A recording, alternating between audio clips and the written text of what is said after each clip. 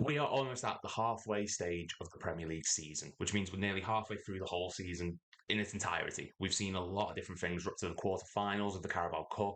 The Champions League and Europa League group stages are finished and almost finished. And the Premier League now, we're coming into the January window in a couple of weeks' time.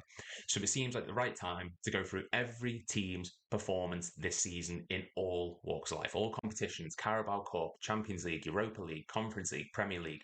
FA Cup hasn't started yet, so we can't take that into consideration. And we're not including the FIFA Club World Cup, as well as the Community Shield and the Super Cup, because it was really only Man City who were in them, so there's not much point really. But yeah, in this video, we're just going to rank everyone, worst to best, give my opinions on how I think they've done. Have they matched expectation, underachieved, overachieved? Has there been any handicaps which your team smashed through and done really, really well? And yeah, it's not just based on your league position, because it'd be easy to say the bottom four are the bottom tier, the next four are the tier above. This is purely how your team has done based on the expectation around them, or if they've overachieved based on what fans thought they were going to do. So we're going to start off with Bournemouth. And Bournemouth actually haven't done too bad. I did one of these videos a few months ago, and at that point, Bournemouth were an F. They were dreadful, really having a hard time on the Areola. Now they're on a 5-game unbeaten run. They've beat Manchester United in that time. They've really gone about their business well. They've started to play really good attacking football. Dominic Solanke looks like a player reborn. Didn't do too well in the Carabao Cup. They got knocked out by Liverpool in the last round, around 16, which I'm sure they'll be disappointed about, because they actually gave us a really good game. But as a whole, Bournemouth season hasn't been bad. They invested fairly heavily in the window, but given the circumstances of Gary O'Neill leaving, given the way the club's being ran at the moment, financial wise at times, I think C is a fair assessment. They've gone on this really good unbeaten run at the moment, and credit to them and credit to the manager, because they've given him time and it's paid off, or it looks like it's paying off at the moment. West Ham United. So at the moment, West Ham currently sit in 9th, which I think is not bad, actually. A lot of people thought they were going to go down. They've lost Declan Rice, but they've replaced them very well with the likes of James Ward-Prowse and Kudus. They've done well. And the same thing again, I think C is a fair assessment. The thing is with West Ham, they still have really good players in that team, and they're making do with what they've got. In the cup, they're still in the competition. They're through to the quarterfinals. They play Liverpool in the next round for a space in the semi-finals. In the league, 9th is a very, very good position for them. They've beat Chelsea as a big match as one. And yeah, I think they've done well. 9th place in the league doesn't flatter them. If anything, given what they've done in previous seasons, people could say, well, they've finished higher than that. I think they've done really well given the circumstances. So yeah, West Ham United a C. And they're also through in the Europa League. They're second in their group as of tonight, which is going into the last match. They could finish top of their group, but they are through to the knockout stages. And their incredible European form under David Moyes seems to be continuing. Next up, Tottenham. Now, Tottenham are only in 2 competitions. The Carabao Cup, which they were knocked out by Fulham. That was poor. In the league at the moment, they're currently 5th. Last time I did the video, they were top of the league. Since then, I think they've gone on a 5-game losing run. They've lost to Man City. Oh, no, sorry. They drew against Man City, which is understandable. They did very well there. But they've lost to West Ham. They've lost to Wolves. Things haven't been going their way. They have just beat Newcastle. But, given the fact that they've lost Harry Kane, a lot of people are expecting to finish mid-table. Yes, the Carabao Cup is one thing they could have really, really gone for, and maybe the FA Cup will turn their season around, but nothing you've got to consider is the injuries. There's no James Maddison. Romero keeps getting himself suspended. Brendan Johnson isn't hitting things right at the moment. There's a lot of different circumstances around the club, and I think given that, we're going to put them in B purely because they've gone toe-to-toe with the game. Man City game was incredible. Yes, they got walloped by Chelsea, but that was sending offs and VAR galore. That was always going to happen. They go toe-to-toe at teams and put on some of the most exciting matches. And for entertainment's sake, it would be an S. We're going to put them in B, though, because, they've lost Kane. They've had a lot of changes. They've got this manager come in who's playing this exciting front foot football. And Yeah, the recent results would suggest maybe these should be lower, but they're actually punching above where people thought they would be. A lot of people thought they'd be in ninth or 10th or maybe even lower than that. I think they've done very well given. And until the injuries, 10 games unbeaten, winning 8 of them, that needs to be credited. Arsenal, I think an S. They've been a lot more reserved this season.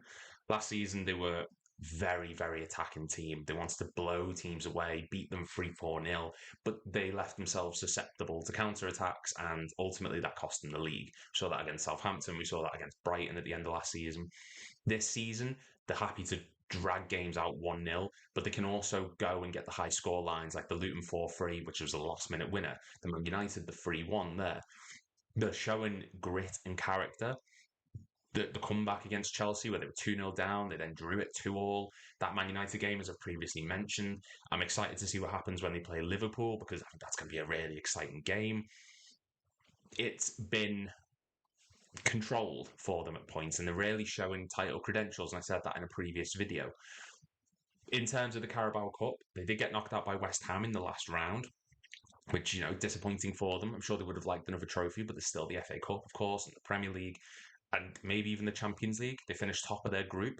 The signings have gelled really well. Declan Rice, you wouldn't think he was £100 million worth of player because no one talks about it. He's just so good. Kai Havertz's form started to turn around. And they've managed to keep the nucleus of the team, Odegaard, Martinelli, Saka.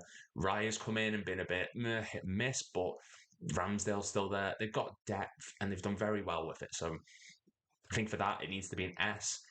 They're where people thought they should be. And maybe they could do more. The second currently in the league. Some people will argue they should be first. Maybe they will be. Sheffield United, we're going to have to put them in F. I understand no one thought they were going to stay up. They're bottom of the league, but the manner in which they're bottom of the league, they got thumped by Newcastle 8-0. The Liverpool game recently, they showed a lot of grit and determination. They actually were a very good team in that, and they've just got a win over Brentford just literally last weekend. Credit to them, a 1-0 win. Chris Wilder coming in might be the influence they need to stay up, who's going to give them that really steely determination to stay in the league. They were the first club to sack a manager this season, Paul Heckingbottom, but I can't blame them. Burnley walloped them 5-0, who came up with them. Yeah, it's got to be an F. None of the signings are particularly doing brilliant. Cameron Archer has moments, but other than that, nothing exceptional. They are where people thought they were going to be, but no one thought they were going to be in this state. The 8-0 against Newcastle and the 5-0 against Burnley are two of the key fixtures. They did very well earlier in the season against Man City, and like I said, they did well against Liverpool, but other than that, nothing to get excited about. In the League Cup, poor as well. I think they got knocked out by Exeter or something like that, so it's, nothing exciting for them. Wolves, now, it's interesting with Wolves, so I'm going to put them in C as well. I think Gary O'Neill's come in and done a decent job. They're in 13th, the one place ahead of Bournemouth. They didn't invest heavily. They lost Lopetegui and had to change manager. They lost Neves, Nunez, Adama Traore, Raul Jimenez. They've had to change a lot of different things, and they look a decent side. The first game of the season against United, they should have won that game. They didn't ultimately, but they were the far better team. They got that incredible victory over Tottenham with the 2 late goals. They've got good wins under their belt, and you could say they've actually overachieved in a sense. A lot of people actually had them tipped for relegation or thereabouts. They seem to be fighting it off for now. They've been average in the League Cup. Went out to Ipswich 3-2, which is disappointing, but I don't think Wolves will be too concerned by that. I think they'd rather focus on their league form and just start to build a stable team. Hwang started to do really well. Neto is just a monster. He has dried up slightly, but in the first few games, 7 assists. He's still top of the assist chart. So credit to him. And yeah, I think they've done okay. Given the circumstances around the club, that's all you can really ask for. Unlike Nottingham Forest, who I think Forest are currently 16th. They are 5 points above relegation. But you've got to take the investment into consideration. We're going to put them in D. The only reason I'm not putting them in F is because they have turned up. They beat Chelsea earlier on this season. They gave Manchester United a really good game where they went 2-0 up in the first 4 minutes. They're one of these sides that can surprise big teams, and they lose to the teams they should be beaten or given a good contest. So it's a mixed bag. I'm just looking in front of me, in the last 5 games, 4 losses and 1 draw. Steve Cooper's job's under risk. They have spent a lot of money. And as I'm going on, I'm actually, you know what? No, I think they're an F. It's difficult to say. They're not in the relegation zone, but you could argue they could be. It just could be the teams that have come up are so bad that it's just keeping them out of it. But the players they've signed, the players, the money they've spent, there's no reason they should be doing as bad as they are. And I do think Steve Cooper will be the next manager sacked. They went out in the Carabao Cup, they went out to Burnley in the 90th minute. So, that's something they would have liked to have maybe gone far in to keep their season afloat, but it didn't work out for them. Forest, I think F is a fair assessment. Sorry. Next up, Newcastle United. It's tricky. So, Newcastle still in the Carabao Cup quarterfinals. But they are out of the Champions League now. They went out last night to AC Milan in a match which they really should have maybe been winning. They're 7th in the Premier League on 26 points at the moment. In terms of behind top 4, I've got all my stats here. They're 7 points behind top 4. Given the squad they've got, I think it's going to have to be a C. Look, there's a lot of injuries in that squad. There's a lot of players out injured. Lewis Dunk's one, Nick Pope's one, Isak and Wilson keep picking up injuries. Barnes is another. Tonali's banned. So, they're missing key players, and they are getting great results against teams. They beat Arsenal as one thing. They thrashed Chelsea, beat PSG earlier in the season. And if you were doing that based on that, then yeah, not a problem. They've also beat Manchester United twice, once in the league, once in the Carabao Cup, and they're still in that competition against Chelsea in the next round, who they could get a result against. But they've been thrashed by Tottenham, I think, in the last round, 4-1. The form's starting to dip. They need a squad. They've not invested well enough in the summer. And I think last season they overachieved. They got themselves too far too fast, and they've not been able to keep up with it. And now this season it's having a detrimental effect. They just don't have a squad capable of competing on 4 fronts. Champions League is one of the most mentally and physically draining competitions you can be in. They don't have a team capable of rotating to play some in that, to then go to the Premier League, to then go in the Carabao Cup, to back to the Champions League. They can't do it. And we've seen that. Bottom of their Champions League group, when they had the potential to finish second last night. Their league form's really taken a dip. The Everton defeat, followed by the Tottenham defeat. They lost to Bournemouth earlier on in the season. It's really starting to fall a bit. Can they pick it up? Yes, but they can just as easily drop down. And until January, when they can potentially sign more players to give them that extra depth, we just don't know. But I think C is fair. I think they've still overachieved in the league. I think a lot of people would have maybe expected them to finish lower because Champions League would have had that detrimental effect. But they're out of Europe now. They can focus purely on the domestic competitions instead of the European stage. And more players come in, they could go further. So, yeah. Manchester United, I'm going to give them a D. We're not putting them in F because they are still fighting for top 4 in the Premier League. They're currently 6th, 6 points behind 4th. Isn't dreadful. They've turned up in a few games, I suppose, but it's weird with Manchester United. Out of the Carabao Cup, they got knocked out by Newcastle, which is disappointing for them. They've also been beat by Newcastle in the league. They've been beat by Arsenal in the league. They've been beat by Tottenham in the league. But then they're getting the wins, the scrappy wins against your Fulhams, your Lutons, your Burnleys. They're getting wins in games where they're poor and they're picking up points along the way. Now, I'm not going to do the whole Manchester United agenda of Ten Hag out.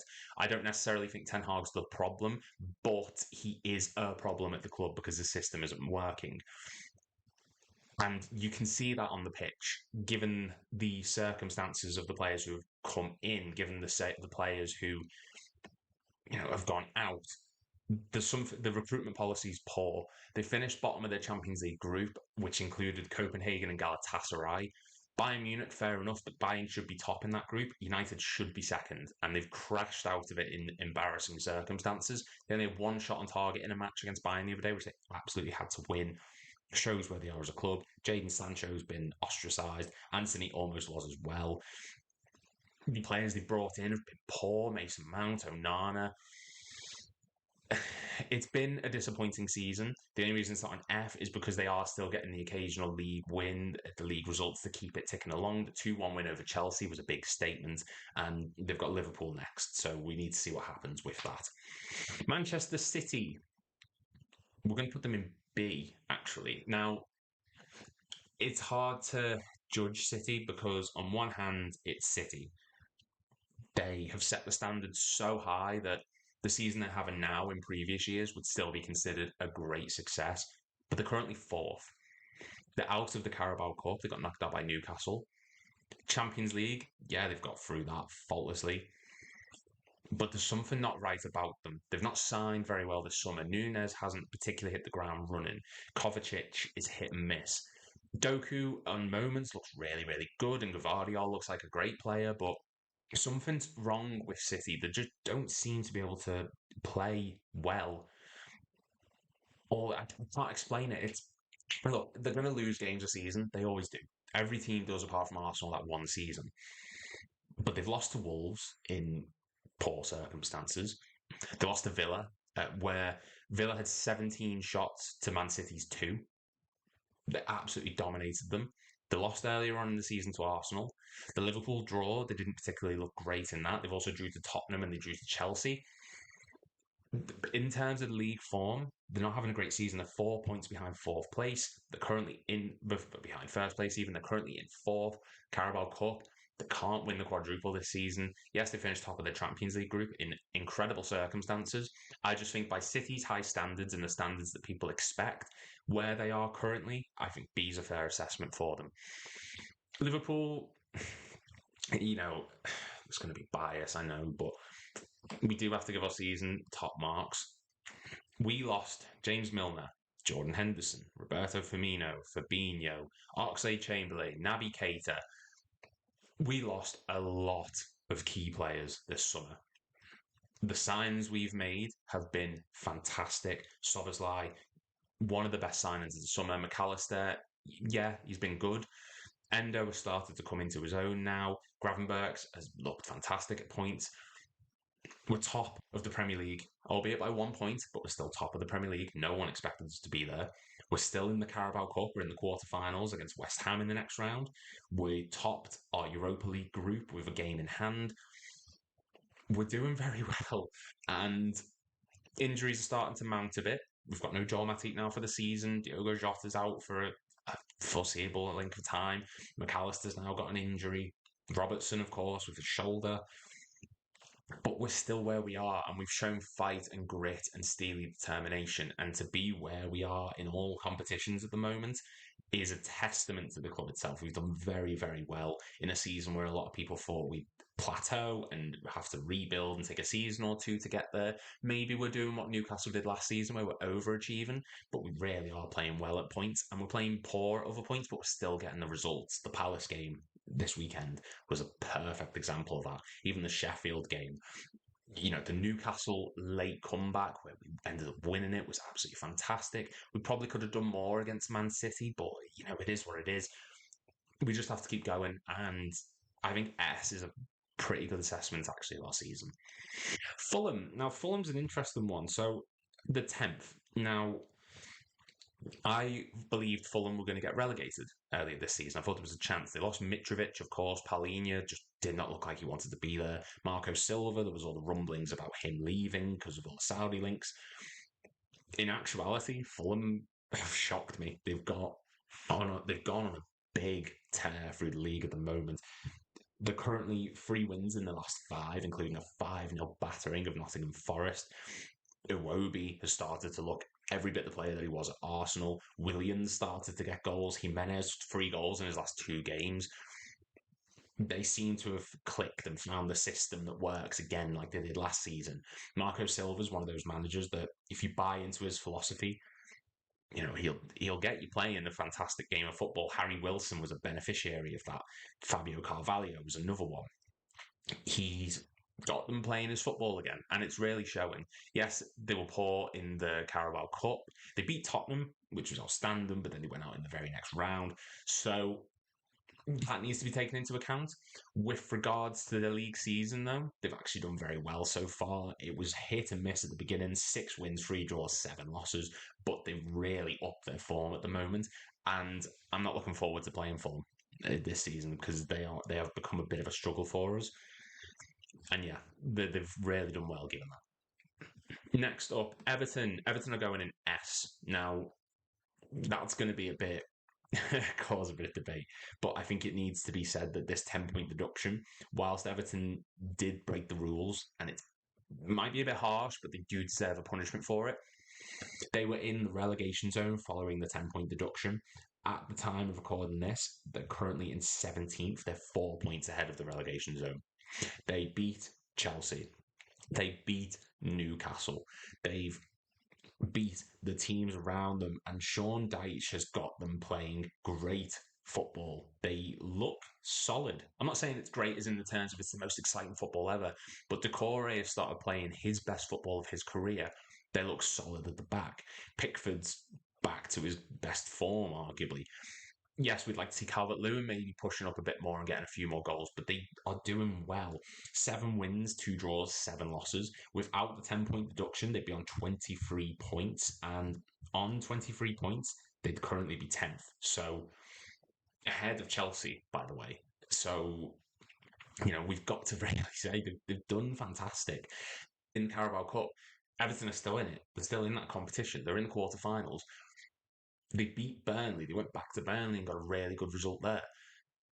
They've done great.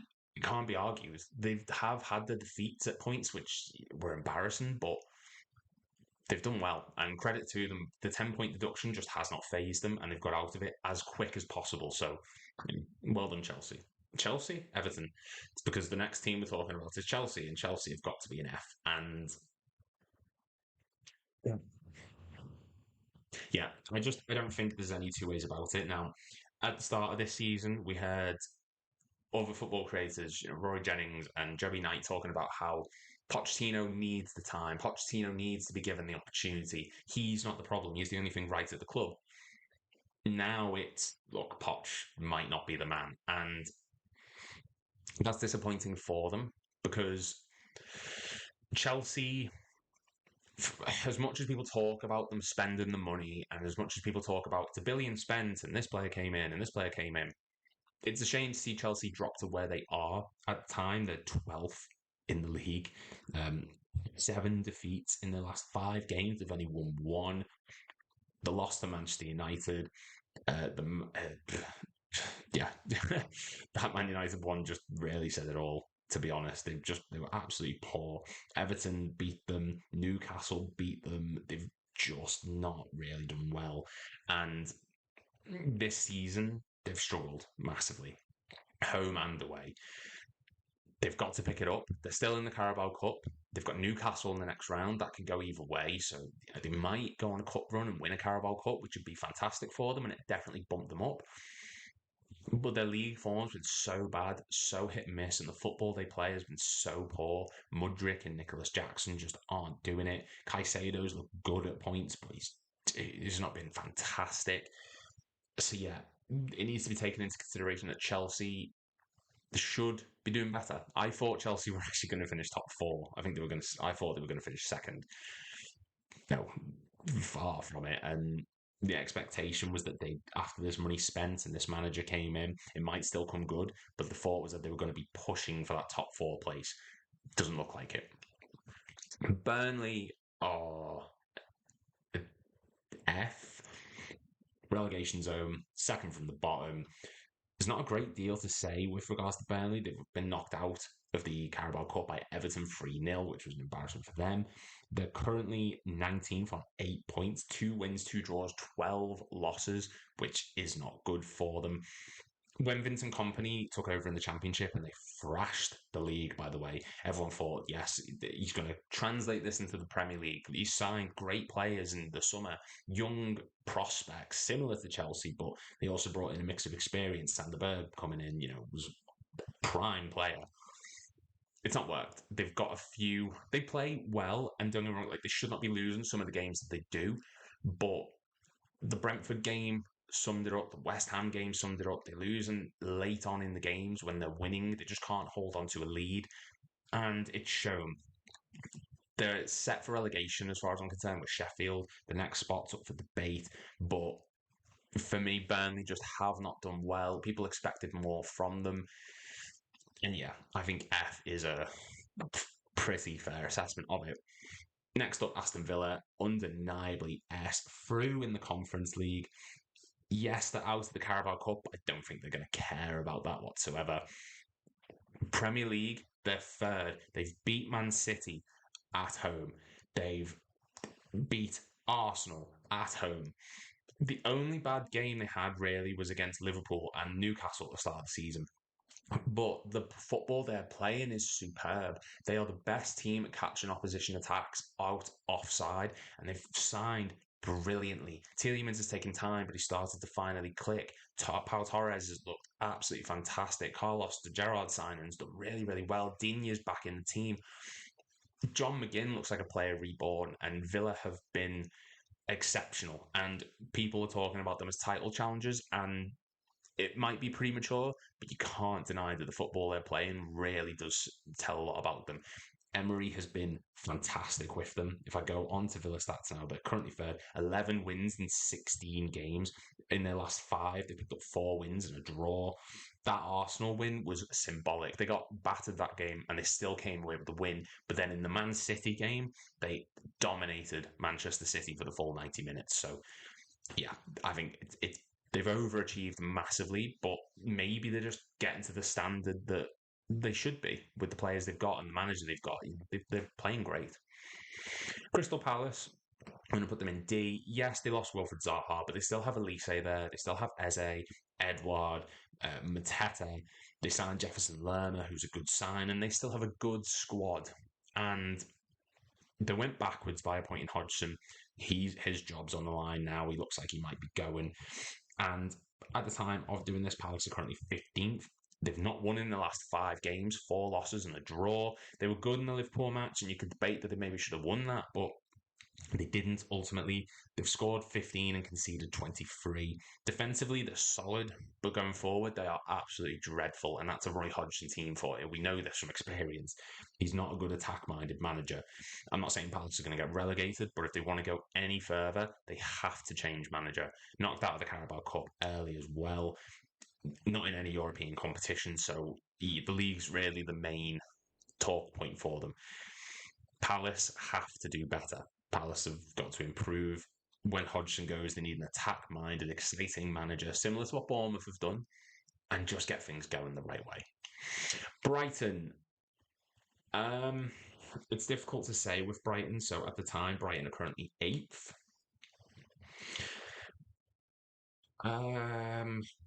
It's really difficult to say with Brighton. Like, in their last 5 matches, they've only lost 1, 2 wins and 2 draws. At times this season, defensively, they've been dreadful. Other times, they've been fantastic. I'm going to put them in C. I haven't been too impressed. I really haven't. I don't think Brighton have been. They play fantastic football. They've scored 33, but they've conceded 28. And yeah, that's all fun and games and well and exciting, but they need to get a hold on it because it can be detrimental. They've done very well in the Conference League or the Europa League, even they're through, I believe. So that credit to them for that. The players are playing really well for De Zerbi, but something about them is very, very sort of hit and miss. So at the moment, they're on 26 points. They could drop. Fulham are on 21, West Ham are on 24, but then in the same breath, they could go up into 5th place, they're only 4 points behind. So it's awkward to say. I think Brighton, because they did so well last season, I sort of expected them to keep going and maybe do what Villa are doing. We're not seeing that. Maybe C is a bit harsh, but they need to shore up. They went through a long spell of not winning games, and if they do that again, they can plummet through the league. So yeah, Brentford. There's not a massive amount to say about Brentford really. I'm just going to put them in D because they've not been. They've started to really struggle without Ivan Toney. 4 defeats in the last 5 games is not good, and they've just lost to Sheffield United. Didn't recruit particularly well in the summer, which is clear for all to see. They really, really do need to start turning things around now. They were knocked out of the Carabao Cup. If I could just find out who actually knocked them out, that would be fantastic. Knocked out by Arsenal in September, so yeah, quite handy. They just Brentford really, without Ivan Toney, they lack that sort of ability in front of goal. Visa and Mbeumo can only do so much, but Mbeumo's injured now, so yeah, it's always going to be a struggle for them this season, given the changes in the squad and given all the situation around the team, guarding Ivan Toney. In the league, they have had a few good moments, a few good results, but I'm just trying to think. It's awkward because on one hand, yeah, they've not done well, but then without Ivan Toney to still be in that position, maybe I think C might be a more fair assessment.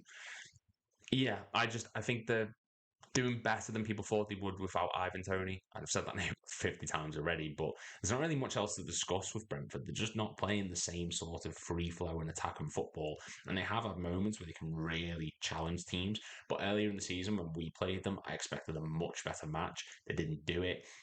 As I said, they got knocked out by Arsenal in the Carabao Cup 1-0 in fairly convincing fashion. So nothing really to write home about. And next up, Luton, who is still in the relegation zone, gave Arsenal a great game, just gave Man City a great game, gave United a good game, gave Liverpool a great game, the 1-1 draw. I'm actually going to put them in C. They're fighting to get out of relegation, and that's more than you can say for Burnley and Sheffield. Luton are turning up against the big teams, and teams don't like going to their ground because it is a struggle.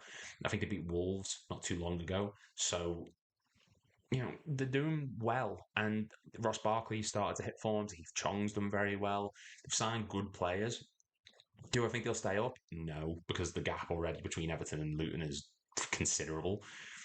I think the 3 teams that came up will go back down. Luton have just shown the most exciting football. They're not afraid to get at teams and have a go, whereas maybe Sheffield are a lot more conservative. Burnley have moments, but it feels like when Burnley attack, they do it against teams who they expect to beat. Against the bigger teams, they don't. Luton will just have a go at anyone, and that's credit to them. They've done very well in that regard.